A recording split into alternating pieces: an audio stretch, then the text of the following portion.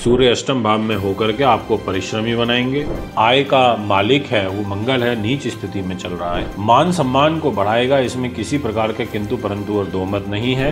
Carefully काम करिएगा। जैसे IAS स्तर की जॉब में है, आपको भूमि का, मकान का, चौपाई का, वाहन का एक सपोर्ट आपके कैरियर में यहाँ पर देखने को मिलेगा।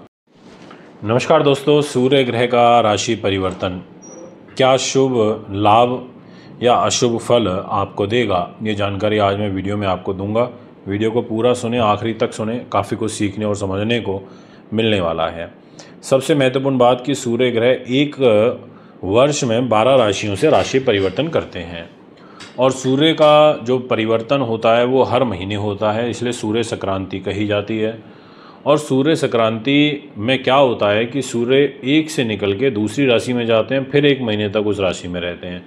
तो 14 मई की रात को सूर्य का राशि परिवर्तन होगा और वो जब 15 की सुबह होगी तो आपको देखने को मिलेंगे वृषभ राशि में, यानी कि टॉरस में। अब ऐसी सिचुएशन में जब ये वृष में जाएंगे, शुक्र के घर में जाएंगे, तो इसके बड़े गंभीर परिणाम होंगे। और वो परिणाम किस रूप में होंगे? पर इनकी दृष्टि में शुभता होगी। बेशक ये शत्रु के घर में जा रहे हैं, पर इनकी जो नज़र है वो बड़ी अच्छी होगी आपके लिए। तो ये जानकारी आज मैं आपको दूंगा, इसलिए वीडियो को आप कोशिश करिए पूरा देखने की, पूरा समझने की, तो मेरा उद्देश्य पूरा होगा और आपको भी डेफिनेटली अच्छे रिजल्ट मिल सकते हैं।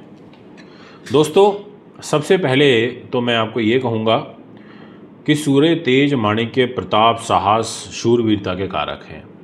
राजा हैं, बड़े पदों पर बैठाते हैं, IAS IPS स्तर की जॉब देते हैं। और जैसे ही टॉरस राशि के अंदर आएंगे तो तुला राशि से ये हो जाएंगे अष्टम भाव में। आप देखिए डिस्प्ले में कुंडली लगी है, जहाँ 7 नंबर लिखा है वहाँ से 8th हाउस यानी कि 2 नंबर राशि में सूर्य बैठे हैं। अब ऐसी स्थिति में अष्टम का सूर्य ये आपके लिए थोड़ा सा गड़बड़ी करेगा। सूर्य जैसा ग्रह अगर अष्टम भाव में जाता है तो डेफिनेटली इसके फल में कमी भी आती है, तनाव भी देता है, स्ट्रेस भी देता है। और क्या लेके जा रहा है? लेके जा रहा है आपका लाभ, क्योंकि 5 नंबर लाभ का देख सकते हैं, जहाँ 5 नंबर लिखा है वो सिंह राशि है, वो लाभ का घर है, यानी कि लाभेश होकर के अष्टम भाव में चले जाएंगे। अब ऐसी स्थिति में सूर्य अष्टम भाव में होकर के आपको परिश्रमी बनाएंगे। आप अगर व्यवसाय में हैं तो आपसे अत्यंत संघर्ष कराएंगे। आपको नेत्र रोग के योग यहाँ पर खड़े कर सकते हैं। माता पिता, भाई बंधु, इनके साथ आपके वैचारिक मतभेद यहाँ पर बढ़ेंगे। इनसे असंतुष्टि का जो वातावरण है वो देखने को मिलेगा।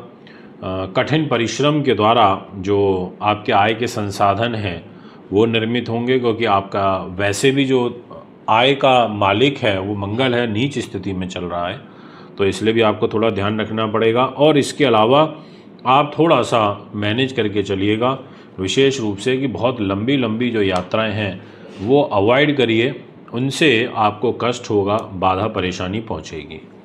अब मैं आपसे बात करना चाहूँगा विषय को आगे बढ़ाते हुए नेक्स्ट राशि के बारे में, और वो रहेगी वृश्चिक। देखिए, वृश्चिक राशि जो होती है ये राशि है स्वयं मंगल ग्रह की, और इस राशि के मित्र होते हैं सूर्य भदेव। सूर्य भगवान ने कहा कि भाई मंगल की राशि है, मेरे तो मित्र की राशि है। और सूर्य देव की जो दृष्टि है ना, वो खुद सप्तम दृष्टि वो वृश्चिक राशि के ऊपर है। आप देखिए इस कुंडली में जहाँ 2 नंबर लिखा है सूर्य वहाँ विराजमान है, और वो जो घर है वो आपके दाम्पत्य जीवन का है। यहाँ से वो आपके देख रहे हैं फर्स्ट हाउस को, वृश्चिक राशि को, मित्र के घर को। और क्या सूर्य के पास डिपार्टमेंट है? तो सूर्य ने कहा कि भैया मेरे पास कैरियर का डिपार्टमेंट है, क्योंकि मैं 5 नंबर राशि का लॉर्ड हूँ। तो कर्मेश होकर दाम्पत्य जीवन में, और वहाँ से दृष्टि आपके मान सम्मान के घर में। अब ऐसी स्थिति में ये सप्तम भाव का जो सूर्य रहेगा ये आपके लिए काफ़ी महत्वपूर्ण फल लेकर के आएगा जीवन में। मान सम्मान को बढ़ाएगा, इसमें किसी प्रकार के किंतु परंतु और दो मत नहीं है। परंतु मैरिज लाइफ को डिस्टर्ब करेगा। सप्तम भाव में रह करके आपको शिक्षित बनाएगा, आपको अध्ययनशील बनाएगा, आपके प्रभाव को बढ़ाएगा। आप बहुत शीघ्र उत्तेजित होकर के कार्य करेंगे, इस प्रकार का स्वभाव आपको देगा। परंतु घरेलू परिस्थितियों का सामना करना पड़ेगा। घरेलू पारिवारिक टेंशन के कारण आपका तनाव और स्ट्रेस भी बढ़ेगा। अगर आप उच्च अभिलाषी हैं, उच्च पद प्रतिष्ठा पर विराजमान हैं, तो आप थोड़ा सा यहाँ पर केयरफुली काम करिएगा। जैसे IAS स्तर की जॉब में हैं आप, या किसी बड़ी जिम्मेदारी मंत्री या सांसद विधायक हैं, संवैधानिक पद पर बैठे हैं, चाहे वो कोई भी पद हो, तो आपको थोड़ा यहाँ ध्यान रखना पड़ेगा और आपको थोड़ा अनुशासन में रह करके कार्य करने की आवश्यकता है। अगर व्यवसाय में है तो आप थोड़ा बहुत इर्द गिर्द और बहुत क्लैरिटी के साथ काम करिएगा, ये मैं आपसे कहूँगा। जीवन साथी चाहे आपको 4 बातें कुछ बोल दे तो उसको बस समझ लेना और पी जाना, कोई बात नहीं उस गुस्से को, क्योंकि अभी ग्रह चाल ऐसी चल रही है कि आपके लाइफ पार्टनर के साथ आपके रिलेशन ख़राब हो सकते हैं। वैमनस्य जैसा जो भाव है वो उत्पन्न हो सकता है, तो ध्यान रखिएगा। इसके अलावा जीवन साथी का स्वास्थ्य में गड़बड़ हो सकती है, ध्यान रखिएगा, ये मैं आपसे कहना चाहूँगा। अब हम बात करते हैं नेक्स्ट राशि की, वो है स्कॉर्पियोस के बाद सैगिटेरियस यानी कि धनु राशि। कौन है लॉर्ड? जुपिटर। जुपिटर किसके मित्र हैं? सूर्य के। सूर्य का प्रभाव तो बहुत ज़्यादा है, पर सूर्य बैठ कहाँ गए? सूर्य बैठ गए भाई जाकर के छठे भाव में। आप देखिए जहाँ 2 नंबर लिखा है वहाँ आपको सूर्य ग्रह बैठे हुए दिखाई दे रहे होंगे। अब वो घर है रोग चोट शत्रु बाधा का, पुलिस केस मुकदमे का, तनाव का, टेंशन का, ये सारी चीज़ों का है।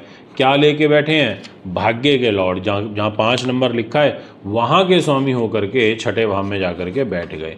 अब ऐसी स्थिति में एक तो आपके खर्च के घर को देख रहे हैं, 8 नंबर राशि को, भाग्येश होके बैठे हैं, छठे भाव में हैं, तो सबसे पहले तो मैं यही बोलूँगा पेट का विशेष रूप से ध्यान रखिएगा।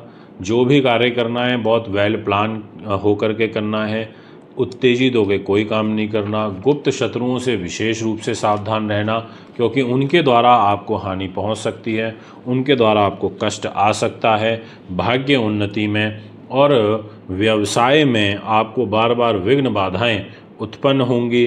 कठिन परिश्रम के बाद आपके जो आय के संसाधन हैं वो खुलेंगे, खर्चे आपके अधिक होंगे, धन का व्यय अधिक आपका होगा। आपके मातुल पक्ष से आपको कष्ट हो सकता है, मातुल पक्ष की तरफ से आपको कमी देखने को मिलेगी। शत्रुओं के कारण मन में परेशानी का भाव देखने को मिलेगा। ऐसी जो परिस्थितियां हैं वो यहाँ पर बनेंगी, आपको ध्यान रखना है। आपको आध्यात्म का सहारा रहना है, आपको भक्ति का भाव भक्ति करनी है, ईश्वर की पूजा ज़्यादा करनी है। इन चीज़ों का ध्यान रखिए, क्योंकि सूर्य रहेंगे छठे भाव में जैसा आप देख सकते हैं, और मंगल रहेंगे अष्टम भाव में। राजा और सेनापति दोनों छठे और अष्टम में चले गए, तो ऐसी स्थिति में सावधानी के साथ काम करने की ज़रूरत है। अगर मैं बात करूं नेक्स्ट राशि के बारे में तो बात करूंगा मकर की। मकर राशि जो होती है ये शनि के द्वारा रूल्ड होती है, और जो शनि है वो 3rd हाउस में रहेंगे, मीन राशि में रहेंगे। 3rd हाउस यानी कि छोटे भाई बहन का घर, और सूर्य देव आपके 5th हाउस में रहेंगे। पंचम का जो सूर्य होता है वो इंसान को तेज मतलब बनाता है, उच्च अभिलाषी महत्वाकांक्षी बनाता है, तीव्र बुद्धि भी प्रदान करता है। पर क्योंकि ये यहाँ पर बैठ गया है शत्रु के घर में, तो अस्थिर कर देता है, फिर कुशाग्र बुद्धि का कर देगा। आप या तो बहुत ज़्यादा सोचोगे और फिर जो डिसीजन लोगे वो आपके खिलाफ जाएगा। आपको संतान और शिक्षा का जो क्षेत्र है उसमें स्ट्रगल कराएगा, परंतु आपको बड़े जो हैं आयु में आपसे भाई बहन हों चाहे मित्र हों, उनसे सहयोग आपको दिलवा देगा। ये भी एक सुंदर योग है। यहाँ पर कुछ लाभ आपको देगा, पर यहाँ शिक्षा को बाधित करेगा, संतान से कष्ट देगा, संतान के साथ रिलेशनशिप को डिस्टर्ब करेगा।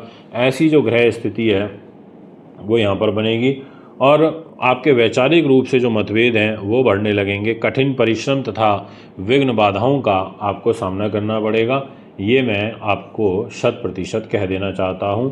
तो आप थोड़ा सा ध्यान रखें, उदारता का जो भाव है उसको आपको नियंत्रण में रखने की आवश्यकता है, क्योंकि मकर राशि वालों के लिए तो वैसे भी सूर्य ज़्यादा अच्छा रिजल्ट नहीं दे पाते हैं। अब जो नेक्स्ट राशि रहेगी वो है कुंभ। कुंभ के साथ क्या होगा कि मैरिज लाइफ, देखिए बहुत ध्यान से समझना, दाम्पत्य जीवन एक बहुत बड़ा पहलू होता है हमारे जीवन के अंदर, और मैरिज लाइफ कुंभ राशि वालों की उतनी अच्छी नहीं चल पाती, क्योंकि सूर्य के पास जिम्मेदारी आ जाती है, और सूर्य आपके मन पर बैठा है, 4th हाउस में बैठा है। आप देख लीजिए जहाँ 2 नंबर लिखा है वहाँ सूर्य बैठे हैं, वो 4था भाव है जो कि मन का सुख साधनों का होता है। इस घर में सूर्य के विराजमान होने से चतुर्थ भाव में विराजमान होने से इसका ड्रॉबैक ये होगा सबसे बड़ा कि एक तो मदर की हेल्थ को ख़राब करेगा, स्वास्थ्य में कमी करेगा, आपको भूमि का, मकान का, चौपाई का, वाहन का आदि के जो सुख होते हैं उसमें कठिनाइयाँ आपको पहुँचाएगा। व्यवसाय के क्षेत्र में भी विघ्न के बाद आपको सफलता प्राप्ति के योग बनेंगे। दाम्पत्य जीवन में कलह कलेश जैसी स्थिति बनेगी, पर कैरियर में ये है कि विपरीत परिस्थितियों के बाद भी आपका जो कैरियर है वो चल पड़ेगा, यानी कि आपको कहीं ना कहीं एक सपोर्ट आपके कैरियर में यहाँ पर देखने को मिलेगा। अब मैं बात करूँगा आपके लिए नेक्स्ट राशि, और वो रहेगी मीन। मीन राशि की लॉर्डशिप खुद जुपिटर के पास होती है। जुपिटर ने कहा देखो भैया, मैं आपके राशि का स्वामी हूँ, और जुपिटर नो डाउट इस समय बहुत फेवरेबल आपके लिए हो गए हैं। और मेनली जो फेवरेबल हुए हैं ये हुए भी 14 मई की शाम से हैं, और 14 मई की ही शाम को रात को सूर्य का भी राशि परिवर्तन होगा। पर क्योंकि सूर्य यहाँ पर 5 नंबर का स्वामी है, रोग का स्वामी है, और बैठा है जाके आपके भाई बहनों के घर में, आपकी आवाज़ पर, आपके गले पे, तो गले से संबंधित विकार, दांतों से संबंधित विकार, गर्दन में दर्द रहना, ऐसी परिस्थितियां निर्मित हो सकती हैं। और शत्रु भय यहाँ पर रहेगा, उस चीज़ का विशेष रूप से ध्यान रखना होगा, क्योंकि यहाँ पर सूर्य 3rd हाउस में होगा। तो कोई धोखा, फरेब, चीटिंग ये आपके साथ में हो सकती है। भाग्य के घर को देखेगा तो बस एक ही एडवांटेज है कि कितनी ही विपरीत हालात बन जाए, पर भाग्य से आप चीज़ों को मैनेज कर जाओगे। आप परिश्रमी रहोगे, स्वाभिमानी रहोगे, धार्मिक विचारों वाले रहोगे, ये स्वभाव भी आपके कुंडली में दिखाई दे रहा है। पर भाई बहनों से, मित्रों से बहुत ज़्यादा सहयोग नहीं मिलेगा। रेल यात्रा, लंबी यात्राएं करने से आपको अभी बचना चाहिए, ये मैं आपसे कहूँगा। और पेट, हार्ट, हृदय, हड्डियाँ, इन चीज़ों का विशेष ध्यान रखें। तो दोस्तों, ये है आपका ग्रह गोचर राशिफल। यदि आप भी अपनी कुंडली बनवाना चाहते हैं, दिखाना चाहते हैं, पूजा पाठ, रत्न, रुद्राक्ष लेना चाहते हैं, आप हमें संपर्क कर सकते हैं। एक बार पुनः आगामी कार्यक्रम में आपके बीच में उपस्थित होऊंगा। नमस्कार, बहुत बहुत धन्यवाद।